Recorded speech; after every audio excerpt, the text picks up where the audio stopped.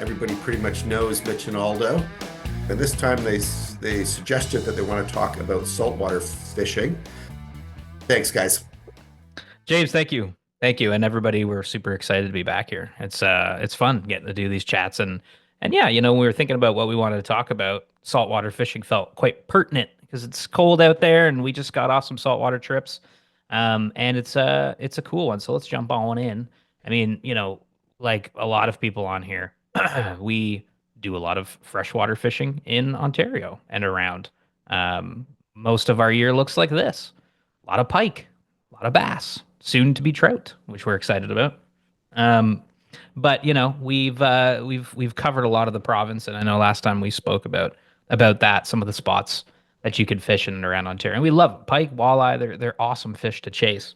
But it's winter's a really long thing, and the ocean's super cool. So it's like, why wouldn't you want to go and explore the salty places that there are to enjoy? So we started to saltwater fish. We dipped our toes in, 2019 really was like our first big one, I would say, when we went down to Texas. And that's the first trip where we got to experience saltwater fishing, a very unique type of saltwater fishing. Maybe it's not the first one people think of when they think saltwater fishing, but the redfish fishery down there was incredible. And I mean, that first trip for Aldo and I think I speak for both of us when I say like it was we were just like, this is wild, running on skiffs with dolphins swimming next to us and like crab. We're using crab flies, which was so foreign to us at the time. And we caught so many fish and it was incredible. We were like, this is the best thing ever. I mean, more of the salt must be cool if this is cool. And then we went to a lot of places, Mexico, we went to Tobago, a couple different trips down to the more tropical regions where we started to get into bonefish. And although I know you and Yilma had a blast on this trip, it was a pretty magical one. Yeah, and actually, it's funny, these are images from that Dean might recognize because we actually ended up recommending the guide, and which we're, hopefully we're going to talk about today. It was kind of in the vein of that talk we gave last time. Even though we were from Ontario, we had not discovered the North as much as maybe we should have, and then we did, and we want to share it. And I think, saltwater fishing certainly comes with a price tag, but it's not as hefty as a price tag as maybe it used to be. And us living in Southern Ontario and having access to Pearson Airport makes travel pretty easily. So hopefully we can kind of get that point across today. But yeah, Mexico was an amazing time. And, I think after that, we were all pretty hooked on the idea of learning more, because it also just makes you a better angler too. Because the things you have to, big time, come across in terms of spotting fish and dealing with wind is eventually does make you a better angler in general, I would say. Yeah, no, I mean it's just an adventure, like from Mexico, and then it was Bahamas, and Bahamas is that place you hear so much about because the fishery is just amazing. What a beautiful place to fly fish, So we went to like Andros, although you went a few times. We went to Long Island, Bahamas as well. Mm-hmm. That was very cool, very different. These places are all very different from one another. And then we went to Belize, and it was amazing. We just got back. We were there in February. Look at that fish. Look at Mitchie there. this is the like, happiest I've ever seen Mitch, by the way, is holding that fish. These are those moments where you're just like, I don't know, like I didn't ever really expect I'd hoped in my fishy life I'd have a moment like this.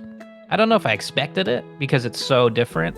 It's like I can't see myself catching a monster jack, in a skiff in the middle of the ocean in Belize.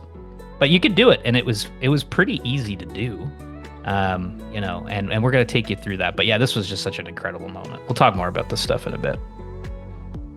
Or we'll just look at this for an hour. Can we just do that? I love seeing that fish. So yeah, that's what we want to talk about today. If you want to try it yourself, we've got kind of tips in here how you can go and do this trip, kind of break down the intimidation factor. Because for me, it was always intimidating. The ocean's a really big place. How do I even find fish in it? How do I get myself down there? What kind of gear do I use? All that stuff's, it's intimidating. And if you do saltwater fish or you have before, maybe there's some tips in here, spots you can check out. But to kick things off, we want to just first say, well, what is it you want to catch? Because, like I said, there's a lot of fish in the ocean, different fish, different places. Striped bass would take you to a very different spot than, tarpon would. If you want to go someplace, you can kind of have more of a collection, bonefish, snook, permit. There are better hotspots for, variety of species. But that first question really does kind of help you hone in on where your trip's going to be. And now we'll just talk a little first about, timing in terms of weather, in terms of like fish, how happy the fish will be. Aldo? Yeah, I think, for us here in Southern Ontario, this question kind of sometimes gets answered for us, meaning that, winter happens in January, February, March, maybe even into April. And for us, obviously in Southern Ontario, we kind of alluded to it at the beginning. We're talking about spring steelhead. We don't have a whole lot of options with our season in terms of, places to fish and actually, from a regulation standpoint, what we can fish, unless of course we're ice fishing. That being said, there are more weather stable times of year to go to certain places. And, if we're talking about I think we're going to, in this presentation, talk about places we've been because it's our direct experience. And so for us, that definitely means the tropics, the Caribbean, Mexico, Florida, and we'll definitely touch on Texas a bit. But for the most part, we're going to be talking about tropical saltwater. And when we say tropical saltwater, what we really mean for us, we haven't been to Africa or Hawaii. What that means for us, it means places in the Caribbean and the Gulf of Mexico. So places like Belize and the Bahamas and even South Florida, they get, February and May, the weather starts to even out. So it's something to consider because it does suck. I have been to Mexico in November during the rainy season, and it is tough. It is tough to find good weather days, and it sucks booking a week and having yourself rained out and clouds and wind. And there's always going to be wind, but, it's something to consider for sure. And then if you are looking towards Texas, some of the most even weather months are actually November and December, although it's a little bit cooler. The fishing heats up and the weather stays stable. And although it's cooler, you're still getting daytime highs of like high teens and low 20s, which is awesome for November and December, that's for sure. Yeah, it's kind of like the only time we'll touch on redfish in this a little bit, but like November was, like lights out when we went to Rockport, Texas and fished the Gulf of Mexico. It was like the most amazing fishing. Mind you, like conditions and stuff were good, but November was kind of that window. But yeah. Yeah. All that being said, you can also time it for fish. Generally speaking, I think I don't want to speak for you, Mitch, but I think I'm always going to try and escape January, February, maybe February, March. Because I do love fishing Ontario so much. But if you, for whatever reason, find yourself really hooked on saltwater fishing, there are better times to go. And generally speaking, these are times when fish are leading up to spawning periods. They congregate in shallow inshore waterways to meet up at the dance before they go to their apartments. You know what I'm saying? And they congregate larger numbers. The males tend to be hyper aggressive, and especially when it comes to redfish, you'll find the bulls, which are the biggest fish, up in the marsh in November, December. For migratory tarpon, a place like the Florida Keys, there's always tarpon around, but the biggest tarpon start showing up around March, and then they leave in June, which is really cool. Permit, interestingly enough, the fishing gets better as the weather gets hotter. So if you can stand insane heat, permit fishing is really good in the summer. Now, is somebody from Toronto going to go to Mexico in July? Probably not. But if we're talking about the best time to fish for a permit, that is the best time to fish for a permit. Bonefish tend to be around all the time in these environments, but a lot of their pre-spawn behavior happens in February, March, and January, depending on where you are in the world. So timing is definitely a thing, but I think generally speaking, if we're trying to plan a trip, and we do have a podcast about this whole thing, so which we can link out afterwards in an email. But kind of when we're thinking about taking a trip, first and foremost, it's okay. Well, what do we want to fish for, and when are we going to go? Are we worried about? I'm more worried about weather than the best time to fish for these fish, because these fish tend to always be around, and we've had a lot of success in February and March. Oh yeah. So these are some of the, like we said, these are some of the places we've been. like Mitch said, a lot of these places, like let's say Belize, Bahamas, and Florida, have a lot of the same fish, but certain fisheries are better than others for certain types of fish. Having been to Belize a couple times now and in two different places, Ambergris Key and Placentia, there are just so many permit around. It's crazy. A lot of people say that they're on average smaller than, let's say, a Florida Keys fish or even a Mexico fish, but there's just so many of them, and they're huge anyway. Like We saw some big ones. Some really crazy big fish. Oh yeah. But that being said, Belize is a fantastic location for that multi-species kind of trip. There's juvenile tarpon, migratory tarpon, snook, barracuda, triggerfish. There's everything. But if I was going to put one species ahead of all of the other ones that you could, if you really wanted to target a specific species down there, I would say permit is a great one to put for Belize. Bahamas, any kind of reading, any kind of literature, any kind of media you see, it's one of the bonefish capitals of the world. There's huge bonefish populations. It's a major driving force of their tourism economy. So they're protected, which is amazing. And allows them to grow to these sizes. A place like Andros has basically nobody living on it, except for like people who fly fish. So, this is a fantastic place to learn how to bonefish very well and, potentially catch a double-digit bonefish, which is pretty amazing. And I'm talking about pounds, not inches. Question. Yes. Yeah. I get why bonefish and tarpon and redfish, I get why those make good game fish.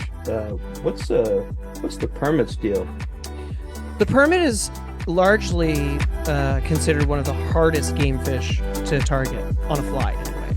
They have incredible eyesight, sense of smell, and they're incredibly skittish. But as much as written about presenting to a permit and how difficult it is to present to a permit and how finicky they are, after you hook them, they're really, really pound for pound, extraordinarily strong. So, landing them as well is just a hoot, because you hook them and you're already like, they're, making 100-yard runs. You're into your backing. A lot of these fish will take you in your backing, which, is kind of rare for us who fish resident trout and smallmouth bass, so that's an exciting experience. But that's the lore of the permit. They're a very hard fish to catch because they're so, they're like the smartest, dry fly sipping trout in the river. They really are hard to fool, and it takes the sea carp. Got it. Yeah, sure. It's the sea carp. You can taste it. I love it. And then Florida is where saltwater fly fishing began. Whether it's Florida Bay in the Everglades, or Key West, Isla Morada, these storied places. That is the epicenter of saltwater fly fishing. And it is the epicenter of the migratory tarpon run. It's amazing. There are so many fish there. But much like Belize, it's a multi-species experience. You do have bonefish, you do have permit, you do have redfish, snook, barracuda. I could go on, jack species. So it's great. But if I was going to put one thing to highlight, I'd say if you really want to catch a migratory tarpon, the odds are highest, I believe, in Florida. I don't know. Correct me if I'm wrong, Mitch. I mean, we saw them when we were in Florida Bay. There were so many giant tarpon, so yeah. It's amazing. And then, of course, we mentioned Texas, Rockport, and Corpus Christi. We had an absolute blast fishing for redfish. Although I will say the biggest redfish can be found in Louisiana, which isn't that far away, but it's a similar style of fishing. But these are the places that we have gone and loved going. I didn't put Mexico down here, but we can put it in the same category as Belize. It's a very similar fishery. Because it's not that far from one another. And it's a multi-species kind of thing. It's fun doing the multi-species thing, I think. So if it was your first time going saltwater fishing anywhere and you could choose, I don't know, I might choose Belize. Yeah, I agree, man. And we're gonna talk about that. And we're gonna break it down too in this presentation of the type of trip you can have in terms of DIY. If you want to just go do something yourself and figure it out, you can have that kind of trip. Having a guide will show you why that's valuable.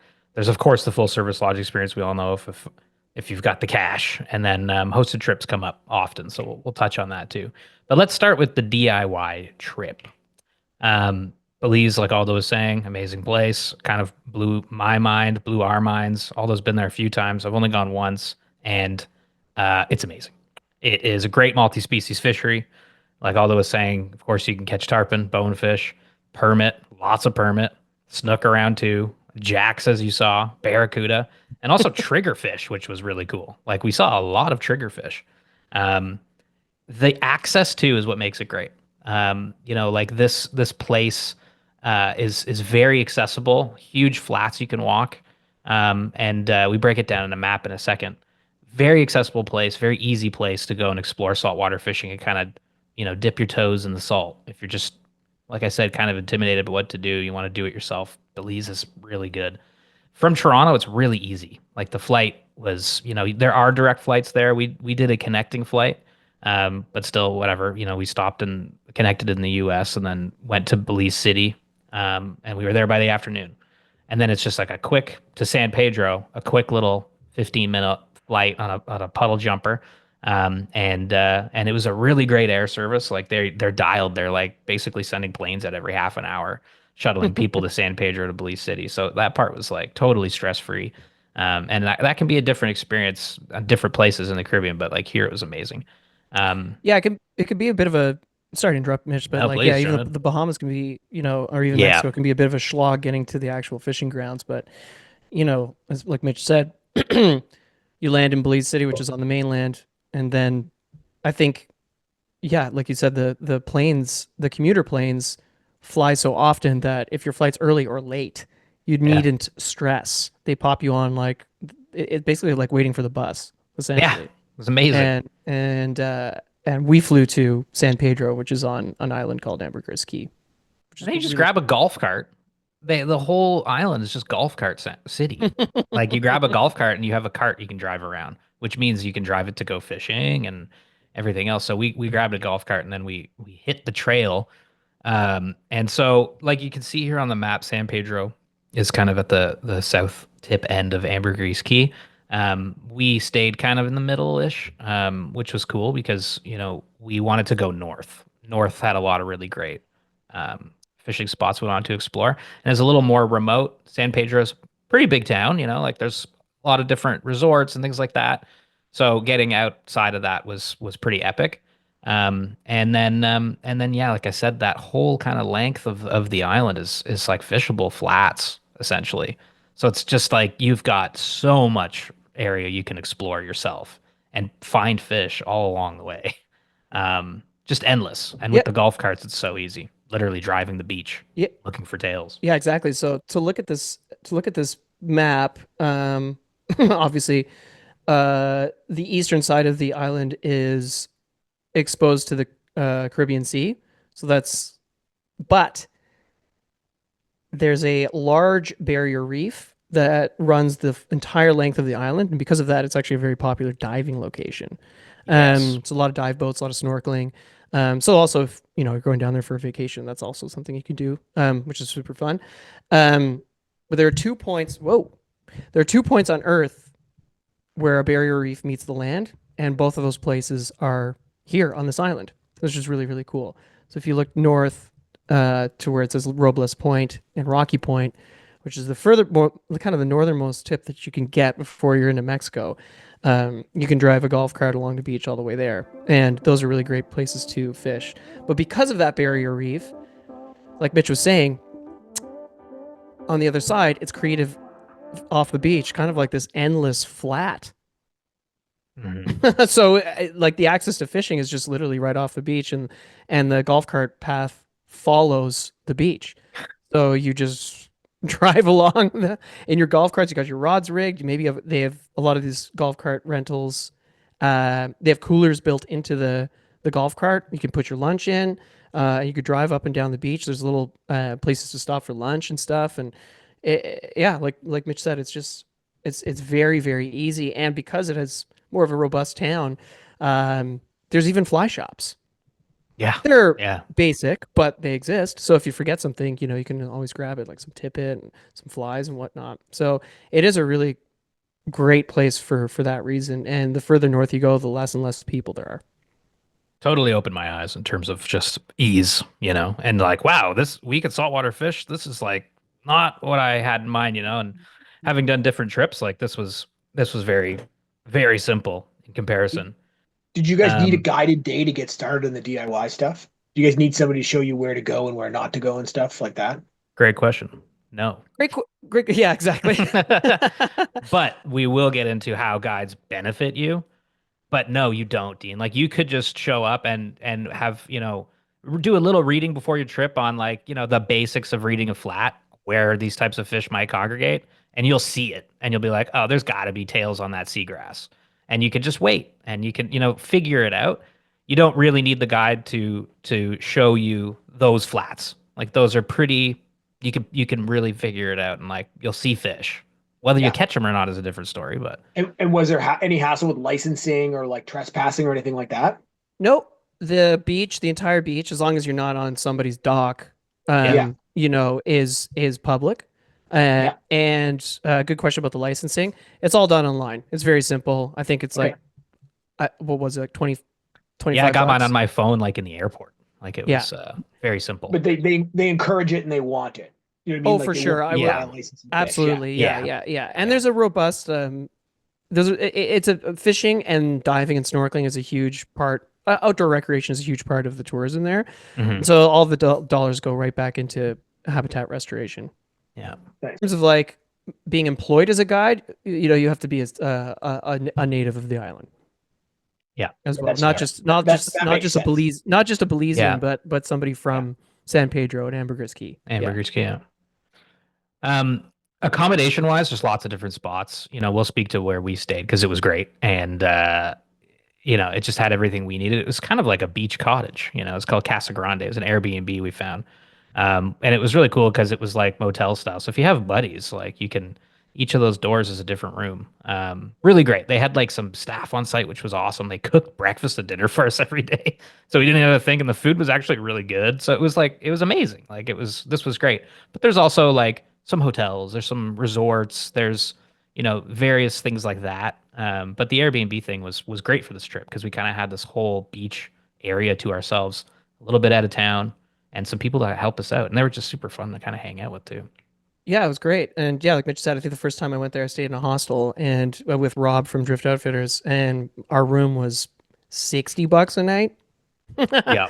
And but like Mitch said, you can really blow the doors off your budget and book a resort or book a hotel or an Airbnb, and go that route as well. But it can be quite affordable. And I think our flights, like if we're talking about, I'm just trying to track our budget here. Yeah. If you were trying to stay super budget conscious, or if you're trying to trout bum it, but maybe permit bum it, flights are about $450 a return to Belize City. You're looking at about another $200 for Tropic Air.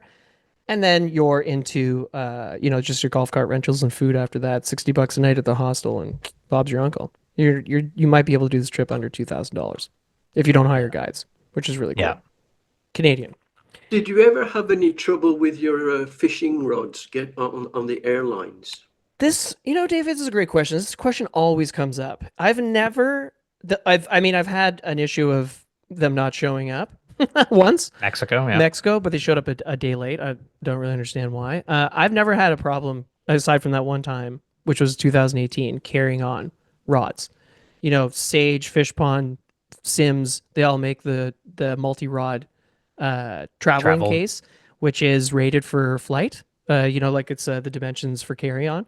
And I've never really had an issue. And then if you're not taking that many rods, usually, Mitch has done this in the past, he just puts the tube on his backpack. Yeah. Yeah. Never had a problem with it. Yeah. Which is great because losing your fishing rod and checked luggage is obviously, Aldo, I remember, was texting me because I wasn't there and he was stressed because he had all his rods and they weren't with him, and he was like and we had on to the film. flat and yeah. but yeah, carry them on if you can, and as long as there's no hooks in your bag. I think you could bring some small hooks, right? Where there's like a size limit. Yeah, Transport Canada and does allow for some hooks being carried on for sure. Yeah. So maybe not by hundreds of flies here, but yeah. Yeah. Yeah. Okay, so yeah, like we've been saying, the DIY is amazing. Even in an image like this, you can kind of see a mix of sandy kind of flats, rocky points, grassy shelves. It's a huge ecosystem, and there's lots of different types of structure and places fish would hang out. Very special place. So on our DIY days, this is kind of how the day would go. There was 6 of us fishing, and we had 3 golf carts. Mhm. And so we'd wake up, eat breakfast, gear up, and then just drive north, essentially. Like Mitch said, we kind of found out that, these are really great questions. How do we find spots? How do you spot tails? How do you make a shot at some of these fish? The first and foremost, you're not really blind casting into the ocean. You really want to be able to find these fish before you present to them, especially when it comes to more selective fish like permit. So it's a great question. Like, how do we find our spots? Like, how Dean, you mentioned, like, how are you finding these fish? And the best lesson we took after the first day was like, go slow. Like, use that the beach is elevated from the flat, the ocean. And so, and like we said, the flat is the entire length of the island.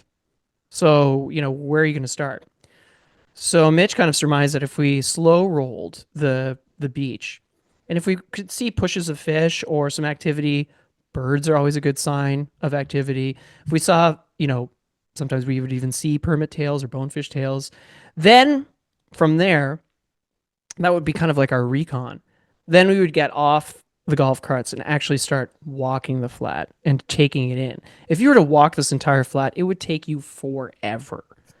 And you would, and the ocean is a big place, and sometimes, schools of fish push in and then they push out with the tide. Yeah. So to cover water like you would, drifting a river or walking a river, going from pool to pool, this is kind of how we approached the beach. Because of the beach is so accessible, because you're elevated, we were able to slow roll, and we split up, of course, and we had walkie-talkies and we were communicating with each other. And then once we found some fish and we found some active fish, then we would really take our time to walk the flat and see where fish were coming in or not. There's also 2 points on the island, like I mentioned, Rocky Point and Robles Point, where the reef actually meets the land, and that's just a high concentration of every type of fish. There's like reef fish, there's jacks or whatever, and there's trigger fish. So that's a good place to just stand and wait for fish to show up to you. But in terms of walking a flat, that's kind of how we were finding our fish. It's kind of like poling skiff, but we were in golf carts. Like you would do the same thing in a poling skiff. You just pole a flat and look for nervous water. Is there water doing stuff that other water's not doing? Like if you see a weird current, it's like that might be some fish swimming. Tails is obviously the clearest thing. Tails is usually, it was like kind of the evening was the best because we'd have the light to our back so we could see, they're like mirrors shining in the water. You can really see them at that time of day. When the wind's calm as well. Very, very handy. So then, yeah, it's just a matter of like going out there and sometimes the fish would be cruising. If in terms of making your shot, you'd find a permit that's like zipping around, and it's like maybe I can make a cast, but sometimes they just take off because it's such a big space. Other times they're happy feeders, so you want to look to present that fly without spooking it right in front of its face. Maybe even give it a little bit of lead time. And then yeah, like I mean, when we were up at Rocky Point, I had some shots at triggerfish. That's maybe the most frustrating thing in the world for me because the triggerfish would like, I'd see a football in the water swimming in the waves, and I'm like, what triggerfish? So I'd like walk out, I'd make a cast, it would land right in front of it, and the trigger would just turn away, or it would spook or whatever. I was probably freaking out. So there's a lot of that, but then there's those moments where you see a fish and you can really kind of like take your time in making the shot, presenting a fly well, and it often takes. But really, yeah, it's spending your time not just aimlessly casting, but looking for those nervous pushes, looking for those tails, any kind of indication that there's some fish hanging out, and then you stop and walk and fish and explore and yeah. I think it's a really good point that you made about, like, let's say the fish zipping around versus happy fish. I think we understand, as trout anglers, when you see a pattern rising trout, you're like, well, that's a happy fish, because you understand its body language and its behavior, because maybe you've done this so often. There is body language and behavior for these fish as well. If you see fish freaking out, swimming fast, something's made them, uneasy. Yeah. Whether it's you, a barracuda, birds in the sky. But when you see fish happily, lazily, like, Bryce, you're saying carp earlier, we've seen carp lazily feeding. Those are happy fish. And those fish, permit bonefish, they're the same. When they're happy, you can tell. Their Mhm. tails are in the air. They feel super safe. They're just munching, foraging for crabs and shrimp, and those are your best shots. It's not if you see a permit tearing across the flat, it's probably not great to sprint after it because that's the fish that's probably not going to take anyway.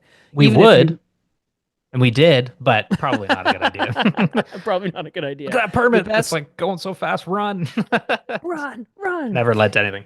Yeah, but finding happy fish is key, and Yeah. as we're lucky enough to spend a week there, and you start amassing this kind of data and understanding when you do find fish. Another point to bring up is people always ask about tides. Oh, is it better if the tide's coming in or tide's coming out? Generally speaking, changing tides is good because it's either water's coming in and that brings Pushing in fish, bait fish. push exactly bait fish. It's knocking shrimp out of the grass, and fish are having to move.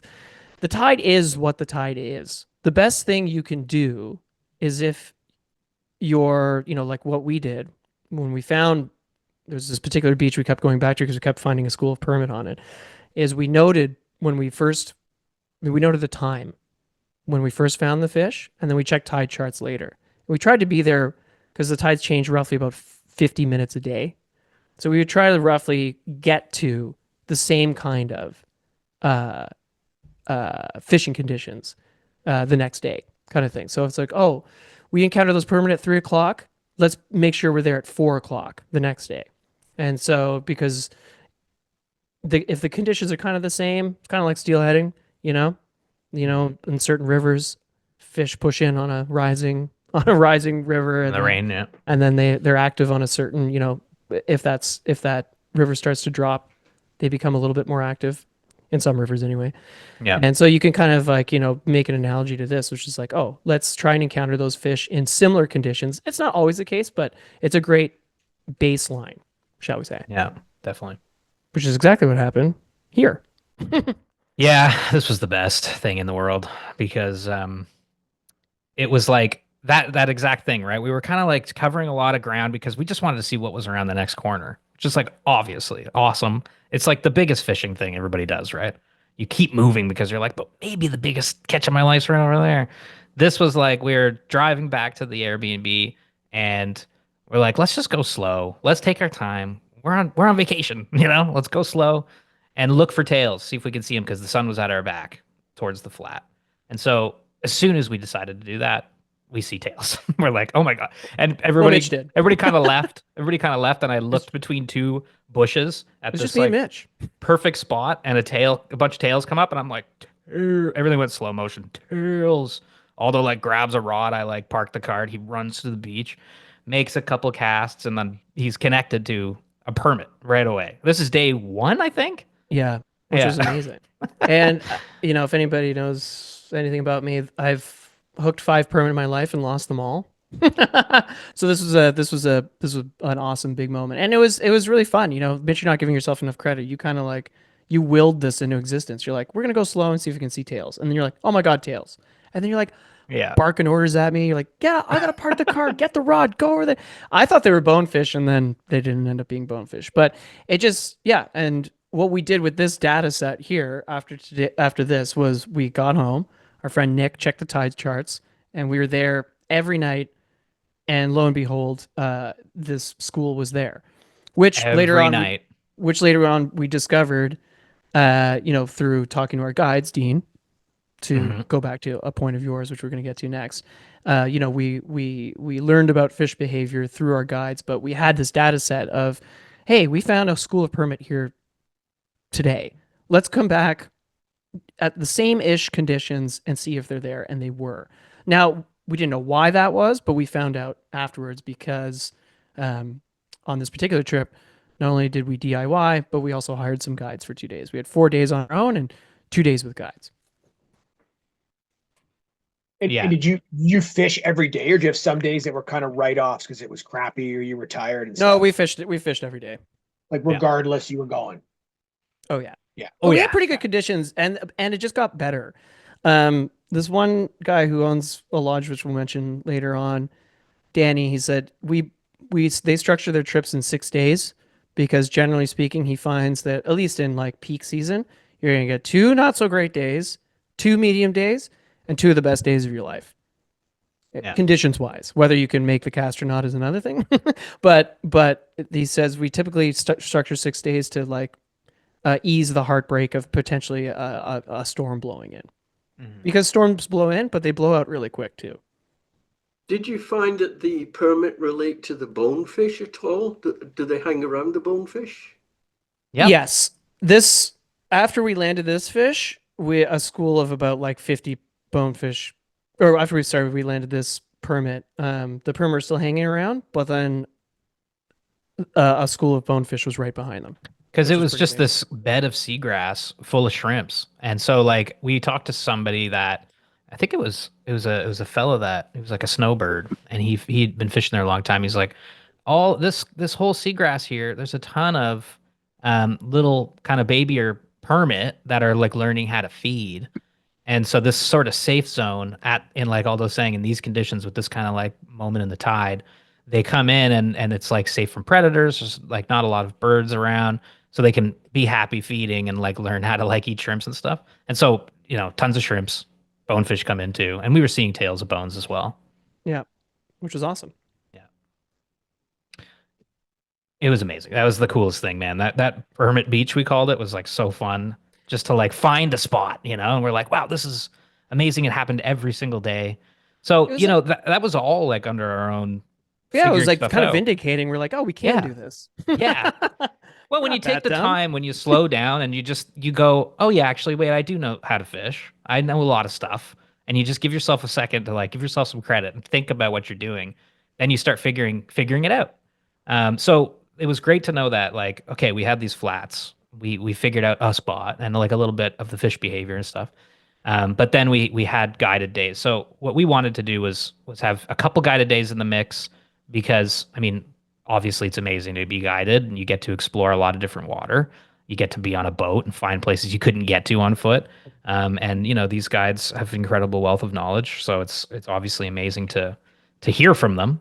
And to your point, Dean, like such a great opportunity to learn when you're out of your comfort zone. Maybe you don't really have enough confidence about these types of fish and stuff. So getting a guide day in, it's like going to break that ice for you, and you're going to learn a lot from the guides and be able to apply that to the rest of the trip. But we put it in the middle just because it was like, well, we'll figure it out a little bit out, and then we'll do 2 guided days, which should be epic, and then we'll do some more DIY. Yeah, it's cool because you can bring that data set to them and be like, okay, we noticed this was happening. Why does this happen? And they have the answers to those questions, which is really, really cool. And we Could keep you- referencing. Oh, yep. Could you hire a guide to show you the DIY stuff? I don't think Or they are would. like 2 separate spheres. Like I think because they have their boats, or like if we're going to talk about Belize specifically, Yeah. I think because they have their boats, they have access to this, a lot of amazing water, and they're not really going to pull the beach where people are like hanging out on. They would rather be Yeah. away from people, right? Yeah. But you can certainly take your questions to them for sure, and they were yeah. super helpful. Like we were cross-referencing things. We're like, oh, this fly, this leader, what about this tide? And they're like, you can, and that kind of goes for anywhere. Again, we keep referencing this trip to Belize because we just went on it, but hiring guides anywhere is probably a great idea, especially in a foreign kind of scenario. Our guides were, if you go to the next slide, our guides were awesome. They're younger guides that are pretty fired up, to be guiding. They guide at this lodge called El Pescador, but they also do independent guiding. You can hire them. His boat's name is SoFly, so you have to kind of go with this guy. He's an amazing guide. Yeah. Amazing guide. His name's Mikey, and then his buddy Roger was. They were both great. They were both Yeah. a wealth of knowledge, and Very we learned a good guys. lot. And they weren't mean, which is nice. But like we said, we added our guide to the trip. But the guide could be a main thing. Like Mitch was saying, we were in Andros, we were in Florida. We just booked an Airbnb, stayed at the Airbnb, and booked guides every day, and we fished with them every day, and it was awesome because depending on where you are, it's not so accessible. This is why we love Belize, because like Mitch was saying, the access is amazing. You really can feel like you could do it yourself.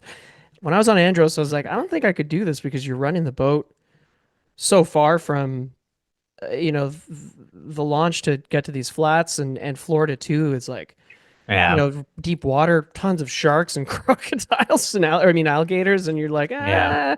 and it's a safety concern. And again, in Florida, South Florida, like not a lot of public access, and same with Texas. The marsh is a considerable amount away from any kind of public access, so sometimes it's actually a necessity, and it's super fun. But if you budget accordingly, like you just get an Airbnb or a little motel and have a great Yeah. time with some guides. So much depends on where you are. Like Belize is unique in that way. You really can DIY it, have a Mhm. lot of success. So, For sure. Yeah. yeah. And then of course there's the full service lodge, which is pretty amazing. When I'm talking about a full service lodge, it's kind of like when we were talking about Esnagami Lodge. It's the full Monty. We've been lucky enough to go to Ascension Bay Lodge in Mexico a couple times. I actually just got back from there. And, they really do offer the full thing. They are shuttling you from the airport to the lodge. Every meal is taken care of. They book the guides. The guides typically work for these lodges. Um, you know, it's room, it's board, it's drinks, it's everything. Everything. They handle your licenses. They do literally everything for you. And I wouldn't happily recommend Ascension Bay Lodge to anybody. I think the operation is amazing. The food is amazing. It's a cool little lodge. It's 6 rooms, double occupancy. So if you had a group of 12 people, or even if you were 2 people, you can go down there and hang out. Ascension Bay is a storied place for fly fishing. It's a multi-species environment where you can encounter fish like this, permit, some of the biggest permit in the world, migratory tarpon, juvenile tarpon, snook, shark species, bonefish, of course, and all in a very beautiful setting, and the guides are pretty awesome. Also unique to this part, Ascension Bay, is that you get 2 guides per boat, a junior and a senior. The juniors are typically, trainees, teenagers, sometimes their sons, which is really cool, like the guide sons. So it's like keeping on a tradition of guiding down there.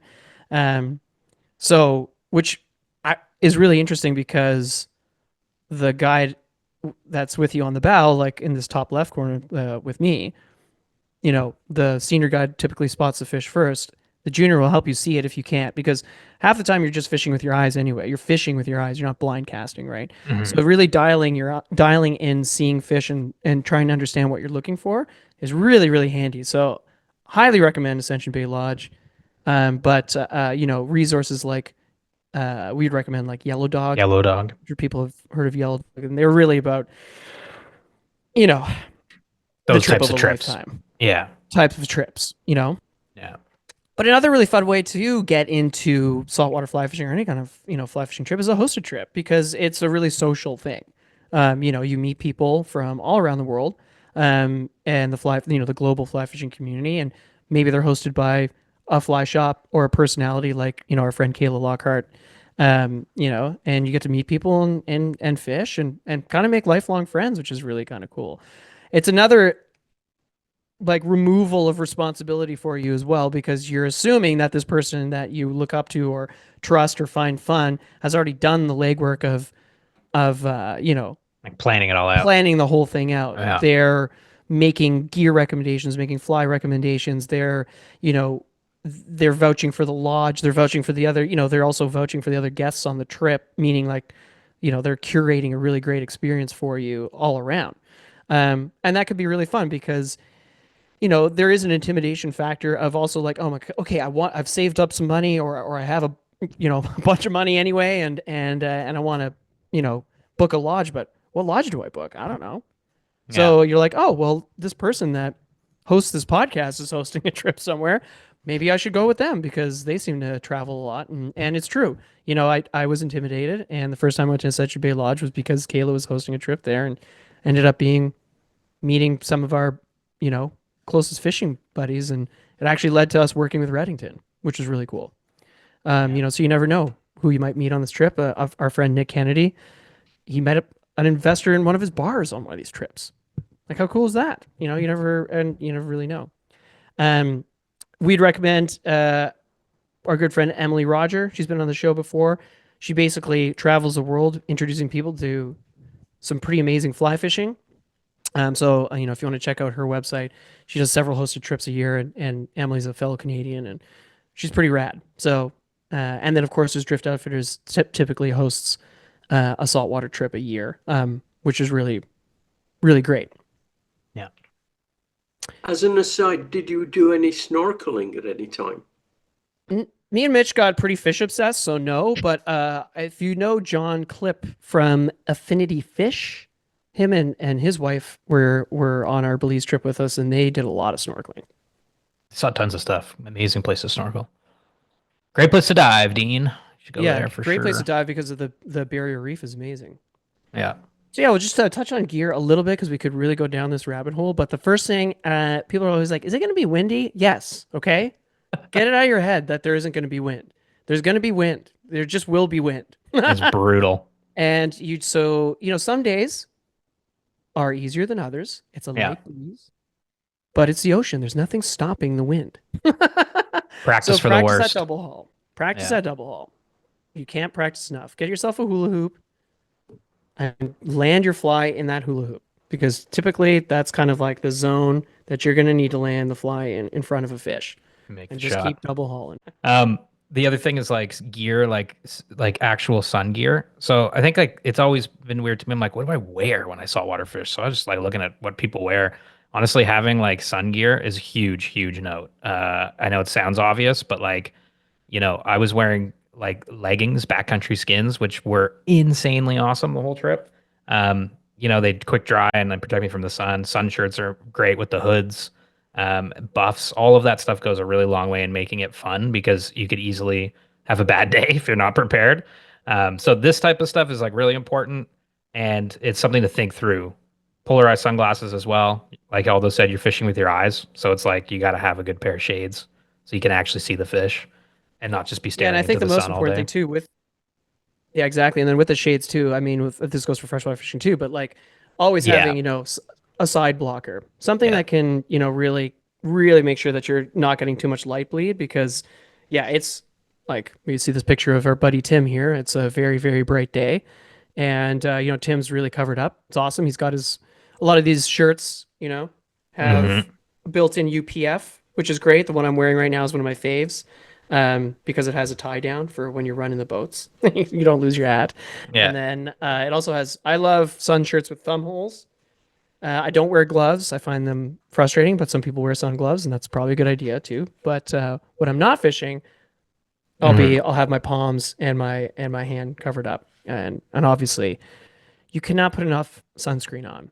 And what I love lately is those sun sticks, like kind of the deodorant sticks. Yeah. Because then you don't have to like muck up your hands with sunscreen while you're out fishing anyway. Just pop one of those in your... These all seem like little things, but they're like everything, like, and it's also not an ad for backcountry skins. They're sick. They are the best pants. I swear I stand by them so hard. And boots too is a huge thing. Like having a really good pair of like dryable, quick dry kind of boots with good sole protection. Sometimes you're going to be walking on like pretty nasty rocks and stuff. Key.